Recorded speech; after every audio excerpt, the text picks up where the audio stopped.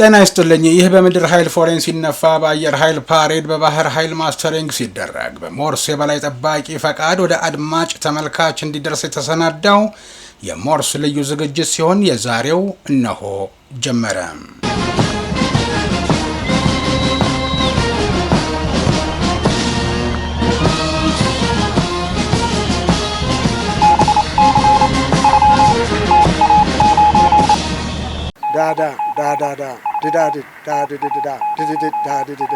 ሞርስ ማለት ይችላል። ይህ ሞርስ ነው የሚያዘጋጀው ወንድም ኢዮብ። ሶማሌላንድ ነጻነቷን ያወጀችበትን 35ኛ ዓመት የምስረታ በዓል ባከበረችበት ማግስት አዲስ አበባ ከእስራኤል በመቀጠል ለሀርገሳ በይፋ እውቅና የምትሰጥ ሁለተኛዋ አገር ልትሆን። ይሁን እንጂ ለአዲስ አበባ የሶማሌላንድ ጉዳይ ቀላል ጉዞ አይደለም።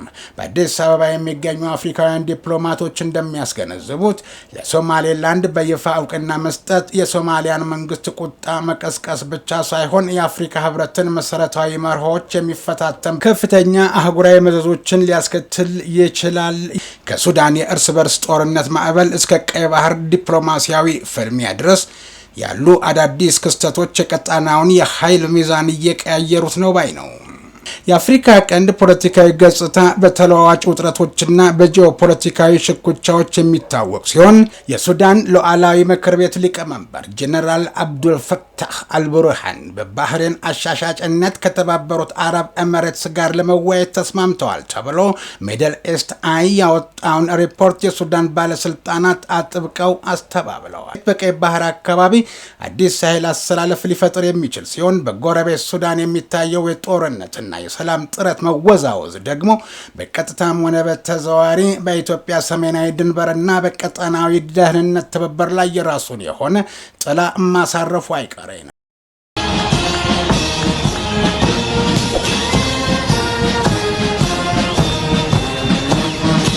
የተወደዳችሁ የሞርስ ቤተሰቦች 35ኛ ዓመት የነጻነት በዓሏን እያከበረች ያለችው ኤርትራ ጽናታችን ዋስትናችን በሚል መሪ ቃልና ኤርትራ በቀይ ባህርና በአፍሪካ ቀንድ አካባቢ ለዘላቂ ሰላም መረጋጋትና ከዓለም አቀፍ ድርጅቶች ጋር በትብብር ለመስራት ያላትን ቁርጠኝነት መግለጿ ከዜናው በስተጀርባ ያሉ ጥልቅ ፖለቲካዊና ስትራቴጂካዊ አንድምታዎችን ፍንጭ የሚሰጥ ነው በማለት የጂ24 ኒውስ መስራችና ዋና ስራ አስፈጻሚ ጋዜጠኛ መሐመድ ሲራጅ ከቀጠናዊ ጂኦፖለቲካ ላይ ትኩረቱን ያደረገ መሰናዶ እናስቀድምና በማስከተል የአፍሪካ ቀንድ ውጥረትና የኢትዮጵያ ስሌት በሚል ርዕስ በመስጠት ያዘጋጀውን ሁለተኛውን ርዕሰ ጉዳይና የጂ24 ኒውስ ልዩ ትንታኔን የአፍሪካ ቀንድ ቀጣና በአሁኑ ወቅት የጂኦፖለቲካዊ ፉክክር፣ የባህር በር ፍላጎትና የአሰላለፍ ለውጦች ማዕከል በመሆን በከፍተኛ የፖለቲካ ትኩሳት ውስጥ ይገኛል በማለት ከሱዳን የእርስ በርስ ጦርነት ማዕበል እስከ ቀይ ባህር ዲፕሎማሲያዊ ፍልሚያ ድረስ ያሉ አዳዲስ ክስተቶች የቀጣናውን የኃይል ሚዛን እየቀያየሩት ነው ባይ ነው። ጂ24 ኒውስ በቅርብ የወጡ ዲፕሎማሲያዊ ፍንጮችንና ሚስጥራዊ እንቅስቃሴዎችን መሰረት በማድረግ ጋዜጠኛ መሐመድ ያዘጋጀው ጥልቅ ትንታኔ ተከታይ ይሆናል። አብራችሁን ቆዩ። ላይክ፣ ሼር፣ ሰብስክራይብ ማድረጋችሁንና የደወሉን ምልክት መጫን እንዳትረሱ ብለህ ንገርልኝ ብሏል የሞርስ ዲሲ። እነሆ አድርሻለሁ።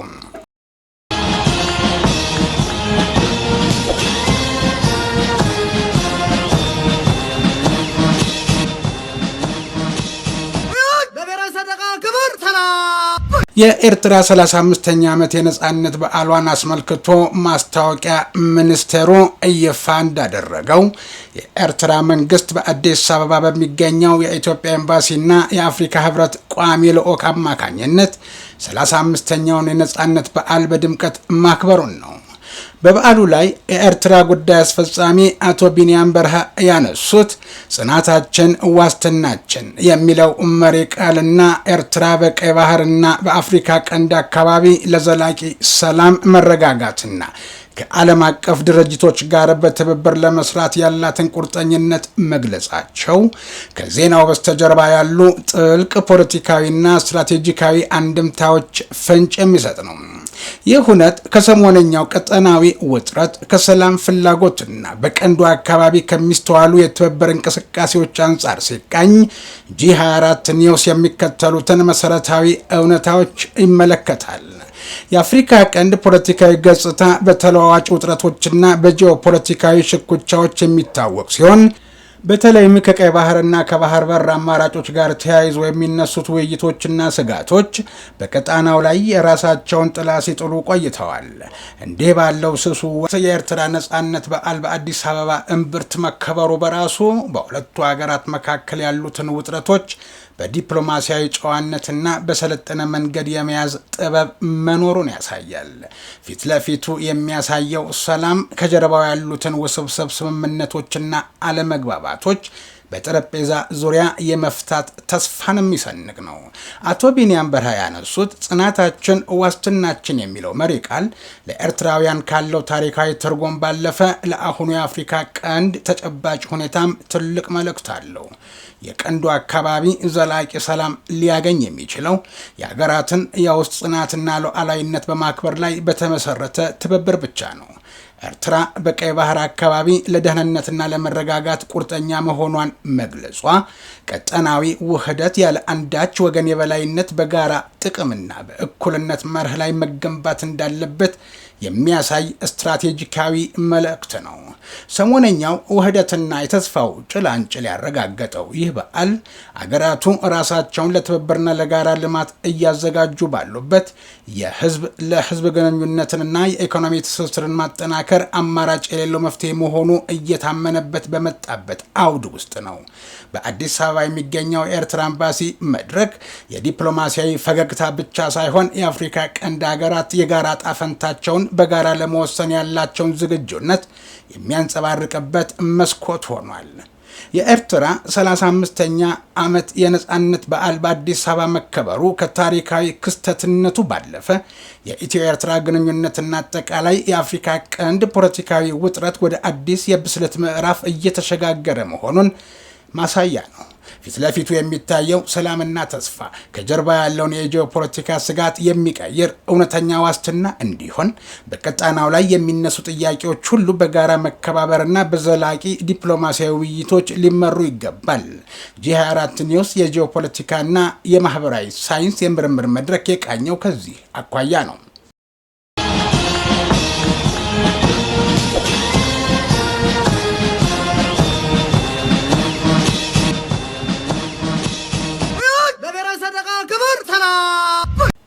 ወደ ተከታዩ መሰናዶ ደግሞ ስናልፍ የአፍሪካ ቀንድ ውጥረትና የኢትዮጵያ ስሌት በሚል ርዕስ የG24 ኒውስ ልዩ ትንታኔን ይጀምራል ጋዜጠኛ መሐመድ ሲራጅ። የአፍሪካ ቀንድ ቀጣና በአሁኑ ወቅት የጂኦፖለቲካዊ ፉክክር፣ የባህር በር ፍላጎትና የአሰላለፍ ለውጦች ማዕከል በመሆን በከፍተኛ ትኩሳት ውስጥ ይገኛል ያለው መሐመድ ከሱዳን የፖለቲካ ትኩሳት ውስጥ ይገኛል ይልና ከሱዳን የእርስ በርስ ጦርነት ማዕበል እስከ ቀይ ባህር ዲፕሎማሲያዊ ፍልሚያ ድረስ ያሉ አዳዲስ ክስተቶች የቀጠናውን የኃይል ሚዛን እየቀያየሩት ነው ባይ ነው። G24 ኒውስ በቅርቡ የወጡ ዲፕሎማሲያዊ ፍንጮችንና ሚስጥራዊ እንቅስቃሴዎችን መሰረት በማድረግ የሚከተለውን ጥልቅ ትንታኔ አዘጋጅቷል። የሶማሌላንድ እውቅና ጥያቄና የኢትዮጵያ ቀጣይ ስሌት በ2016 ዓ.ም በኢትዮጵያና በሶማሌላንድ መካከል የተፈረመው ታሪካዊ የመግባቢያ ስምምነት መለስተኛ የመቀዛቀዝ ምልክት አሳይቶ የነበረ ቢሆንም አሁን ላይ ጉዳዩ በከፍተኛ የዲፕሎማሲያዊ እንቅስቃሴ በድጋሚ ማገርሸቱን የሶማሌላንድ የዲፕሎማቲክ ምንጮች ያመለክታሉ። ሶማሌላንድ ነጻነቷን ያወጀችበትን 35ኛ ዓመት የምስረታ በዓል ባከበረችበት ማግስት አዲስ አበባ ከእስራኤል በመቀጠል ለሀርገሳ በይፋ እውቅና የምትሰጥ ሁለተኛዋ አገር ልትሆን እንደምትችል የሚጠቁሙ አበረታች የዲፕሎማሲ ምልክቶች እየተስተዋሉ ነው። የውጭ ጉዳይ ሚኒስትር ዶክተር ጌዲዮን ጢሞቴዎስ በቅርቡ ዋሽንግተን ያደረጉት ጉብኝትና ስትራቴጂካዊ ውይይቶች ኢትዮጵያ በቀጠናዊ ተቃውሞ ምክንያት አቀዛቅዛው የነበረውን ስትራቴጂካዊ አማራጭ በድጋሚ እየገመገመችው ለመሆኑ እንደ ትልቅ ማሳያ ተወስዷል። ከ120 ሚሊዮን በላይ ህዝብ ያላት ኢትዮጵያ በጅቡቲ ወደብ ያላትን ፍጹም ጥገኝነት ለመቀነስ የበርበራ ወደብ አሁንም ቀዳሚና አስተማማኝ ስትራቴጂካዊ አማራጭ ሆኖ ቀጥሏል። የደህንነት ተንታኞች እንደሚሉት ሶማሌላንድ በሶማሊያ ቀጥተኛ ቁጥጥር ስር ያልሆነና በአንጻራዊ ሁኔታ የተረጋጋ የኤደን ባህረ ሰላጤ መዳረሻን ማቅረብ መቻሏ ለኢትዮጵያ ሌላ አካል ሊተካው የማይችለው እድል ነው። ይሁን እንጂ ለአዲስ አበባ የሶማሌላንድ ጉዳይ ቀላል ጉዞ አይደለም። በአዲስ አበባ የሚገኙ አፍሪካውያን ዲፕሎማቶች እንደሚያስገነዝቡት ለሶማሌላንድ በይፋ እውቅና መስጠት የሶማሊያን መንግስት ቁጣ መቀስቀስ ብቻ ሳይሆን የአፍሪካ ህብረትን መሰረታዊ መርሆች የሚፈታተም ከፍተኛ አህጉራዊ መዘዞችን ሊያስከትል ይችላል ይሉና በሁለተኝነት የሱዳን ዲፕሎማሲያዊ ፍልሚያና የኤሚሬትስ ክስ ማስተባበያን ይጠቅሳሉ። በሌላ በኩል የቀጣናው ሌላኛው የትኩሳት ቀጣና የሆነችው ሱዳን ከውስጣዊ ጦርነት ባሻገር የውጭ ዲፕሎማሲያዊ ፍጥጫ ውስጥ ትገኛለች። የሱዳን ሉዓላዊ ምክር ቤት ሊቀመንበር ጀነራል አብዱልፈታህ አልቡርሃን በባህሬን አሻሻጭነት ከተባበሩት አረብ ኤሚሬትስ ጋር ለመወያየት ተስማምተዋል ተብሎ ሚድል ኢስት አይ ያወጣውን ሪፖርት የሱዳን ባለስልጣናት አጥብቀው አስተባብለዋል። ሱዳን ውይይቱን ያስተባበለች ቢሆንም አቡዳቢ ለፈጣን ድጋፍ ኃይሎች የምታደርገውን ወታደራዊና ሎጂስቲክስ ድጋፍ እንድታቆም አሁንም እንደ ቅድመ ሁኔታ እንደምትመለከተው ይነገራል። ከዚሁ ጋር ተያይዞ የሱዳን ባለስልጣናት ዩኤኢ በጎረቤት ሀገራት ማለትም በቻድ፣ በሊቢያና በራሷ በኢትዮጵያ በኩል አርኤስኤፍ ድጋፍ እያደረገች ነው በማለት የሚያቀርቡትን ክስ በድጋሚ አነስተዋል። ይህ ክስ በካርቱምና በአዲስ አበባ መካከል ያለውን ዲፕሎማሲያዊ ግንኙነት ይበልጥ ስስ ሊያደርገው ይችላል ተብሎ ይፈራል። የናይሮቢውን የሰላም ጭላንጭልንም ስንመለከት በወታደራዊ መስክ ውጥረቱ ቢቀጥልም በኬንያ መዲና ናይሮቢ የተጀመረው አዲስ የፖለቲካ ውይይት ለሱዳን ህዝብ የሰላም ጭላንጭል ይዟል። አዲስ አገረ መንግስት ለመገንባት የሱዳን የመርሆች ስምምነት ኃይሎች በሚል መሪ ቃል የሱዳን የፖለቲካ ፓርቲዎች፣ የታጠቁ ቡድኖችና የሲቪል ማህበረሰብ ድርጅቶች በናይሮቢ ሰፊ ጉባኤ ጀምረዋል። የቀድሞው ጠቅላይ ሚኒስትር አብደላ ሐምዶክ፣ የሱዳን ነጻነት ንቅናቄ መሪ አብዱልዋሂድ መሐመድ አልኑር እና በርካታ ታዋቂ የፖለቲካ መሪዎች የተገኙበት ይህ ጉባኤ ለሱዳን ቀውስ ወታደራዊ መፍትሄ እንደሌለው በድጋሚ አረጋግጠዋል። እንደ አውሮፓ አቆጣጠር ጥምረቱ በታህሳስ 2025 የተደረሰውን የናይሮቢ ስምምነት ይበልጥ በማዳበር የሱዳን መደበኛ ጦርና የፈጣን ድጋፍ ኃይሎች የቀረበውን የፖለቲካ ፍኖተ ካርታ እንዲቀበሉ ዓለም አቀፍና ቀጣናዊ ግፊት እንዲደረግ ጥሪ አቅርበዋል። በመጨረሻም የማጠቃለያ እይታውን ያሰፈረው ጋዜጠኛ መሐመድ የአፍሪካ ቀንድ ዕጣ ፈንታ የተሳሰረ ነው። ኢትዮጵያ የባህር በር ፍላጎቷን ለማስከበር የምታደርገው የሶማሌላንድ ዲፕሎማሲያዊ ስሌት በቀይ ባህር አካባቢ አዲስ ኃይል አሰላለፍ ሊፈጥር የሚችል ሲሆን በጎረቤት ሱዳን የሚታየው የጦርነትና የሰላም ጥረት መወዛወዝ ደግሞ በቀጥታም ሆነ በተዘዋዋሪ በኢትዮጵያ ሰሜናዊ ድንበርና በቀጠናዊ ደህንነት ትብብር ላይ የራሱን የሆነ ጥላ ማሳረፉ አይቀሬ ነው።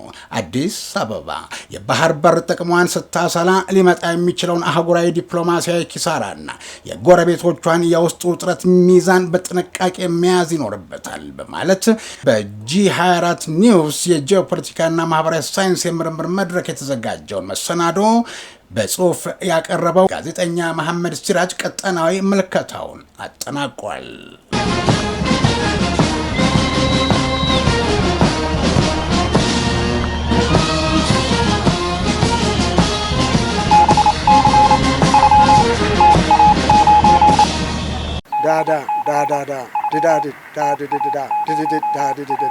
ሞርስ ማለት ይችላል።